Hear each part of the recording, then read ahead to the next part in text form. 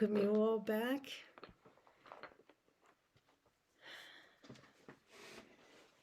And so, thank you so much for participating in that short sit and that short period of kinhin, as we call it.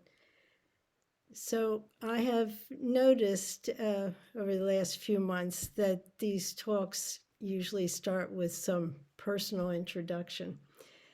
And I know if you saw what Nut published on me, you got probably more than enough, but I'll add a couple things about my life and how I arrived here tonight with the Boundless Freedom Project.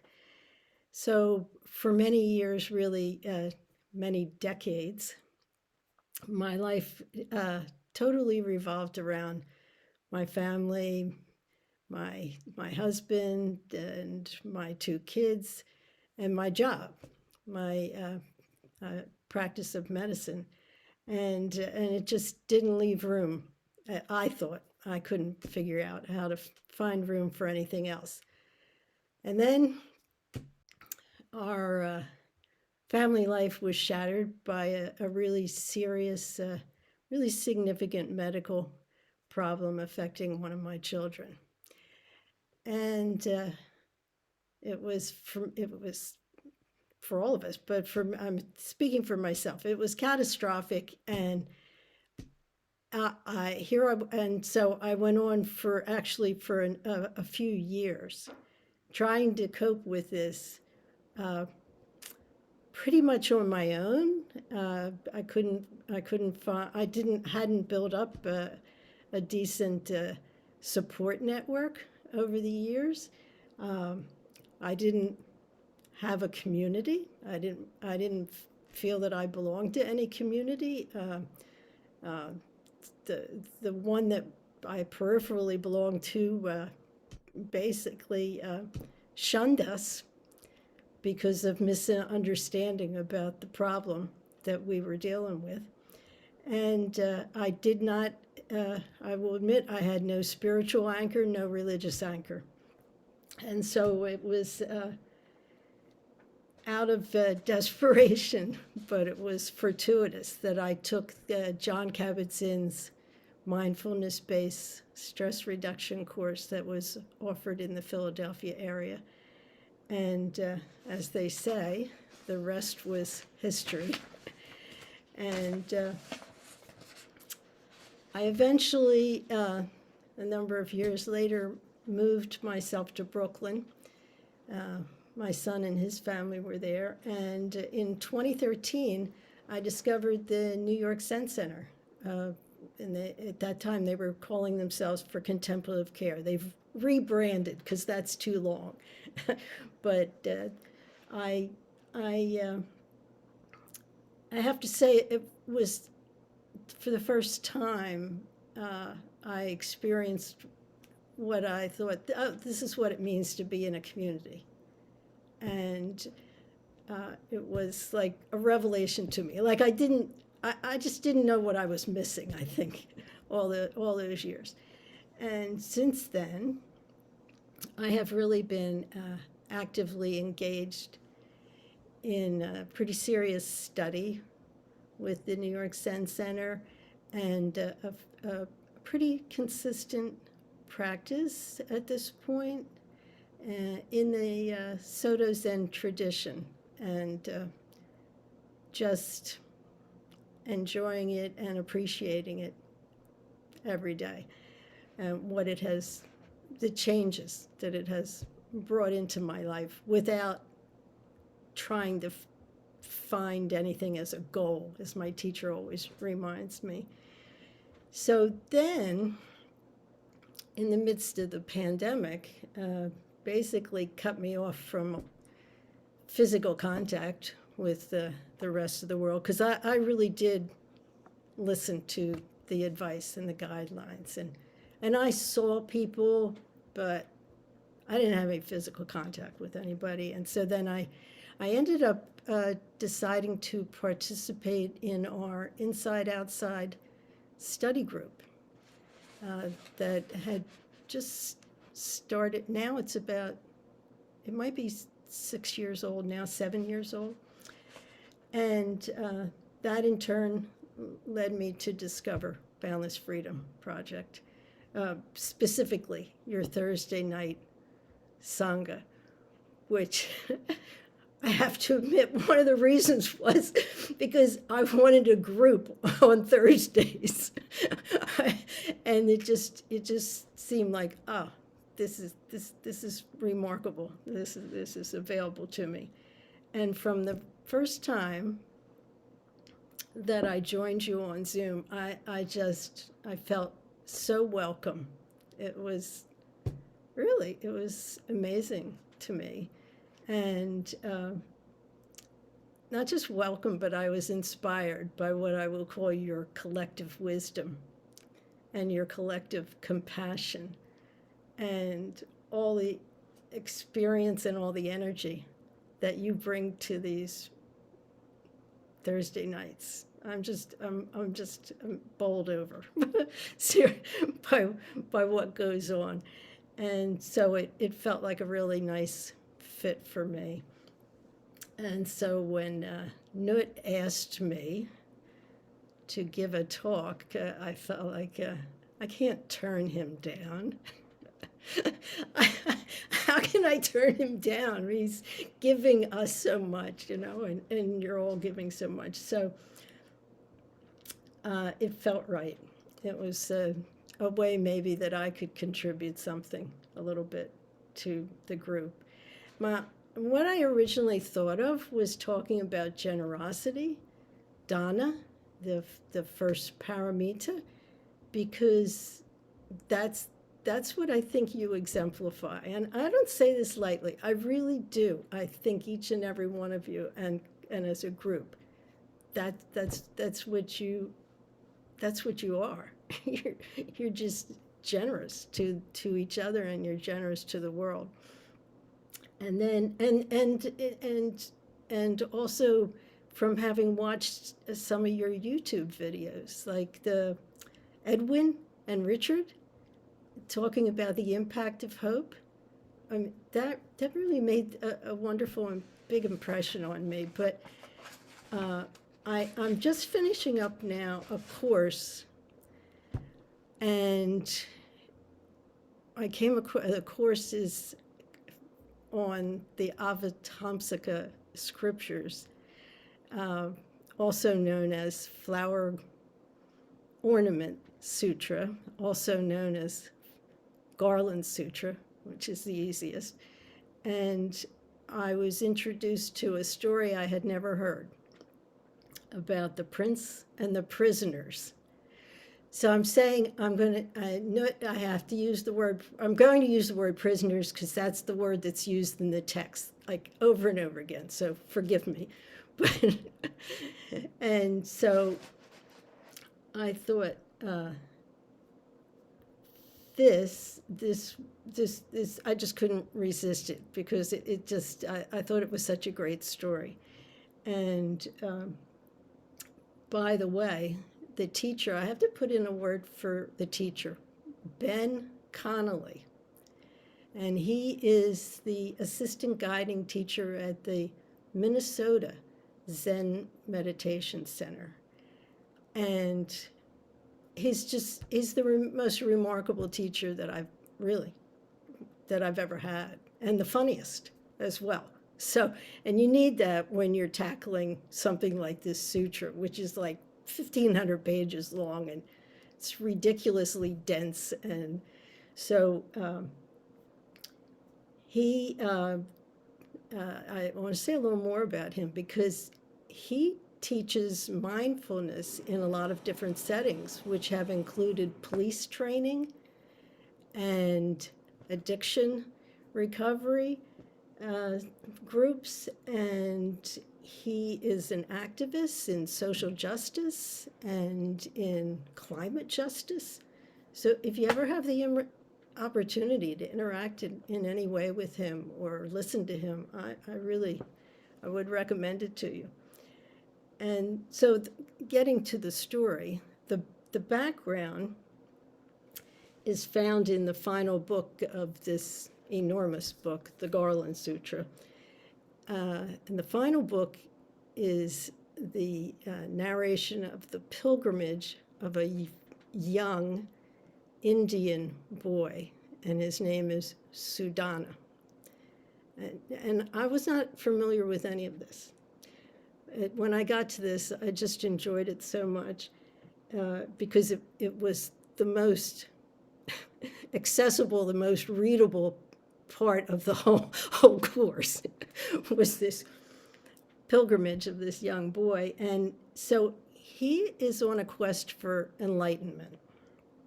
And that involves him meeting 53 different teachers. So there's 53 different stories about what happens to Sudhana along the way. And he's asking each one of them the same question. How would you have me learn the path of enlightening beings and carry on the practice of enlightening beings? Who are these specially dedicated people? I'm saying, who are these specially dedicated people? And according to the sutra, they are mendicants, they are scholars, they are scientists, they are musicians, they are merchants, doctors, and some of them were boatmen, some of them were children, and of course, a whole host of celestial beings. And the message here for Sudhana, and really to anyone reading the sutra, is that the truth can be gained from anybody. And his guides, they were called spiritual benefactors in the book. They're young, they're old, they're male, they're female, they're from all different classes. And most importantly, none of them feel that they own the total truth. And so that's why each one of them says, this is what it is for me, and now you go see da-da-da-da-da. So now we get to our story, and that's when Sudhana is sent to a night goddess. This night goddess, whose name is Sarva Jagatrak Shapranida Hana Virya Prabha. And that's all one name. I have to break it up to say it, but that's all one name. And her body, of course, is covered with jewels, and these jewels are reflecting all the principles of the cosmos, like Indra's net. And after he tells her that she is now his most recent mentor, he wants her to guide him to omniscience. She answers him by telling him a very long story that took place in the remote past. And at that time, there was a king, and the king had a son. And the son's name was Conqueror. And this prince, the son, of course, he lived in a palace. And he heard the cries of people locked up in prison. And so he left the palace to investigate, and he went to the prison. He saw all these men in the dungeons, and they were shackled, and they were chained together, and they were in terrible pain, and they were naked, and they were thirsty, and it just moved him to great compassion and to determination to be of service to each other. So naively, he goes back to his father and says, you need to release all these people. And the king's ministers, his advisors, said, no. Anybody that says anything like this is a danger to the king and is committing a crime against the king and is worthy of a death sentence. So the prince, who's feeling overwhelmed with compassion, says, just release them. You can do whatever you want to do to me, and I'll give myself up to you, and just release all these people. And he goes off and releases everybody, thinking that he can sacrifice himself and his life and his wealth. And the enraged king, I mean, this just read like a Hollywood story. Like, so the enraged king, sets off to kill his son and of course all the people that he's released. And but I love this. The mother rides in and says, no, no, no, no, no. You've got to give him 2 weeks to figure this out, And so she negotiates a reprieve for her son and for all these prisoners. And then for the next 2 weeks, the prince goes to a park that's fittingly called Sunlight Park, and he starts giving away everything that he can think of to support people. Clothing and food and anything that he can find that's available that might be supportive to, particularly to all these recently released prisoners. And on the last day of the last day of the reprieve, who shows up but the Buddha, and gives this wonderful teaching, because he knows that everybody here is now open to the teaching with a capital T. And the interesting thing was that civil unrest, which had been predicted, had been averted by all the generosity and all the support. And so millions of people immediately attained liberation. And here's my favorite part.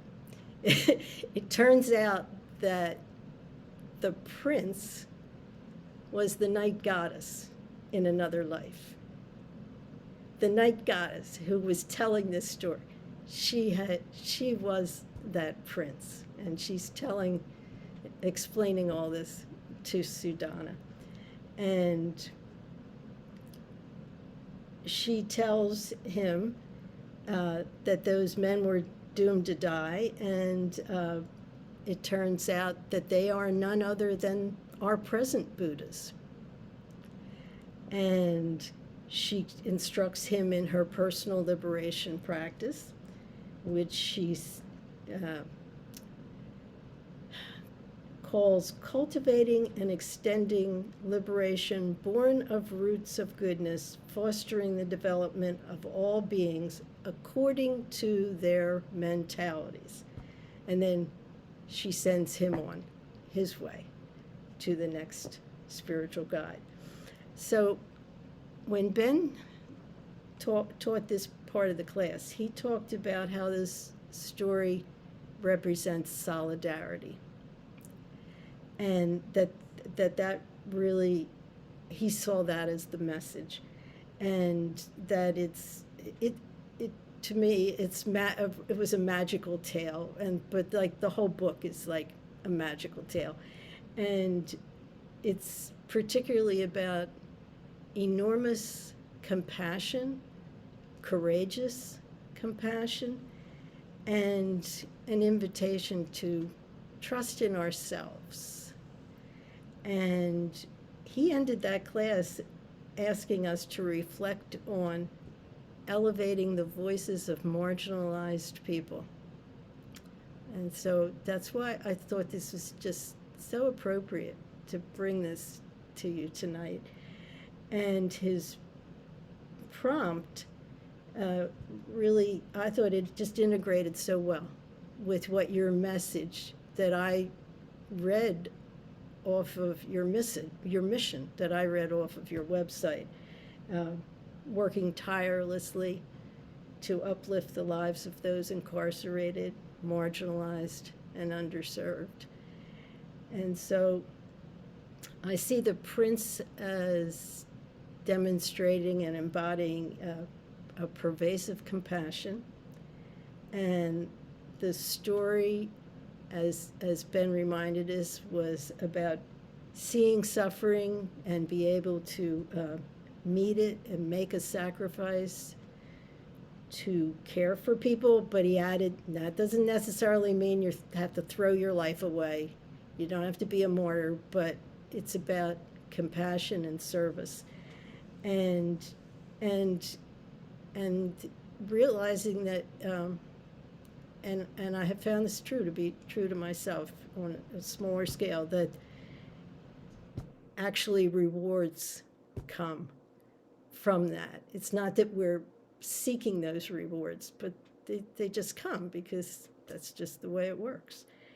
And so, and the nice part about, again, about the mother's intervention was that providing all that support and stuff to people in need was literally effective at promoting public safety. I mean, that's how it read in this book that is like from the 3rd century. So, in conclusion, I would say this evokes in me a trust that by walking into a difficult situation and trying to just give myself up or trust and compassion, something wonderful can happen. And it was a scary story, but it's a very joyful story. And it's not about saving people, but as Ben said, moving in solidarity and moving forward together. So I thank you so much for listening to that. And I want to say that I rarely use the word sacred. I just don't. But so I don't say this lightly, but I have considered this online Sangha, this Thursday night Sangha, I consider it a sacred digital space. I do. And that's why I wear my rakusu. And that's why I use my Dharma name here, which means vast or broad ocean. And it just seems like the right thing to do when I'm with all of you. And so I forgot to set my timer, but do I have time for a couple more minutes? Okay, because there was a quote that I saw recently by Bell Hooks. I'm sure many of you know who Bell Hooks is. She said, and she's this American author, educator, social critic, I am often struck by the dangerous narcissism fostered by spiritual rhetoric that pays so much attention to individual self-improvement and so little to the practice of love within the context of community. And I think she would be a big fan of yours, because that's what you do. You practice love in the context of community. And believe it or not, just as I was almost sitting down, I was trying to get myself organized, and I thought I'll just take my mind off of this and I'll look at my email. And there was a message from my study partner, who is currently incarcerated in Shawnee, a facility in southern Illinois. And since he has given me on more than one occasion, and I've asked him, he has given me blanket permission to share his messages, to share what we talk about together. If I think that it'll be of any help, any benefit, or that somebody else might appreciate it, he says, go ahead, it's fine, it's fine. And this is what he sent to me, right? Just either this morning or last night. It's just so perfect. He said, it's because we're reading together the 4 Agreements, which is the book that he chose. He always made me choose a book. this time, a couple months ago, he said, would it be okay with you if we read the Four Agreements? Because his chaplain had introduced it to them in a meditation class, and they were talking about it. And I said, of course. So we've been doing the Four Agreements, and this is what he said. It says if you break an agreement, just start over again. I do this a lot. Definitely not perfect, but I'm going to apply this to my reentry plan. And if I get off course, I will regroup and start over. Sometimes when a person falls, it is not about how they fell. It is about how they get up and who you got around you to help you get up. Your friend and study buddy. That's what he calls himself. That's what we call each other.